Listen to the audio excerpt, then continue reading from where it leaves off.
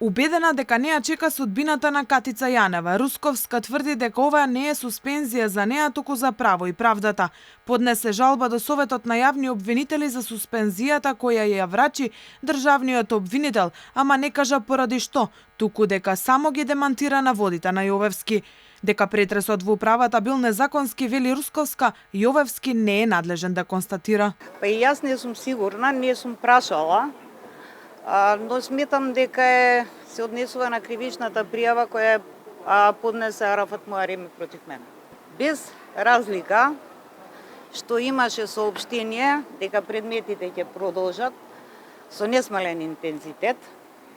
После ова мене што ми се случи, не верувам дека било кој колега сериозно ќе продолжи да постапува по истите. Русковска не сака да верува дека политичар или политика стои за суспензијата и дисциплинската постапка, ама бара од новинарите тоа да го истражат. Себе си пак не се гледа во ликот на Катица Јанева, која исто така беше разрешена од функцијата во специјалното јавно обвинителство. Оставката на првиот човек на финансова ја нарече парада, бидејќи му истекол директорскиот мандат. Експресна реакција стигна од управата за финансиска полиција. Мандатот на директорот на управата му истече на 15.2.2022 година, кога истиот ден е назначен за вршител на должност. Вршител на должност нема трајност како што има мандат, затоа тој и не поднесува оставка, затоа што нема мандат, туку се повлекува од вршењето на должноста. Ја демантираат Русковска дека тоа што го барале од управата не им го доставиле во одредениот датум. Велат дека чекаат да биде назначен нов обвинител за предметот,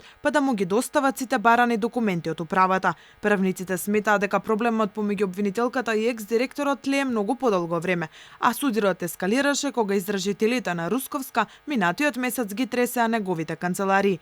Тој поднесе представки до Јовевски, судскиот и Советот на јавни обвинители. Јовевски ги испрати своите обвинители во организиран криминал и констатира низа неправилности во процесот.